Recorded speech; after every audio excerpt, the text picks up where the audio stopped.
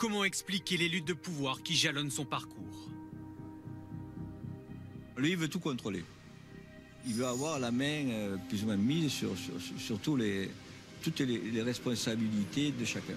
Et c'est pour ça qu'il y a des fois des accrochages, parce qu'on lui fait avaler des couleuvres, quoi.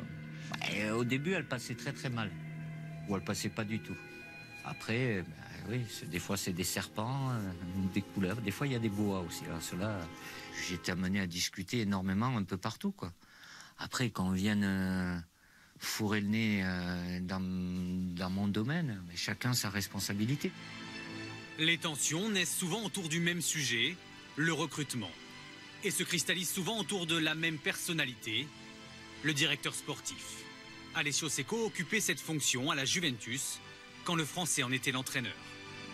Un pochino dicevamo che era un pochino testone, lo era già da calciatore. Devo dire che questa sua desiderio, questa sua volontà certe volte ha creato anche degli attriti, non lo nascondo. È vero che abbiamo avuto degli screzi, soprattutto in termini di idee sui calciatori che dovevano essere presi. Quando questa uniformità non c'era, la società ha fatto rivalere il proprio diritto alle scelte. Questa cosa a Didier può non essere andata bene. Je suis l'entraîneur. Moi, je fonctionne comme ça. C'est moi qui entraîne les joueurs. C'est quand même mieux que ce soit moi qui les choisisse.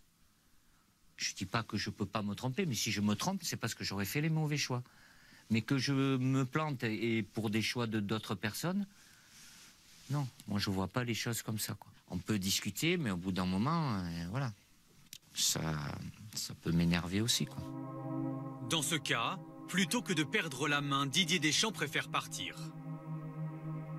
Démissionner sans indemnité, ce qu'il fait en 2007 à Turin, comme 2 ans plus tôt à Monaco. J'aurais pas dû. Mais sur le moment, voilà, j'étais comme ça, j'étais plus jeune aussi. J'étais certainement moins flexible, un peu plus radical. Et voilà, je décide, quoi. À l'OM, Didier Deschamps n'a pas démissionné.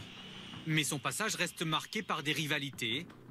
Une guerre de clans, symbolisée par ses passes d'armes médiatiques avec le directeur sportif, José Anigo. Il m'a dit ses griefs contre moi. Ça suffit de toujours dire c'est la faute à un tel, c'est pas moi. Il faut arrêter de se prendre pour Calimero, ça suffit. Je lui ai dit les griefs que j'avais contre lui. Avec Anigo, c'était quoi le premier problème de caractère? Je préfère même pas en parler. Plus parler de lui? Non, sans intérêt.